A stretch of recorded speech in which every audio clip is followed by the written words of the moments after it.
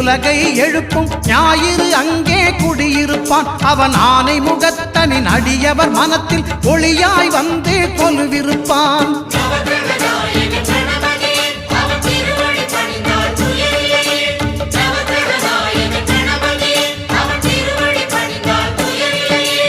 ஒன்பது கோளும் ஒன்றாய் காண அங்கு கற்பகம் என்னும் கடவுளின் மெய்யில்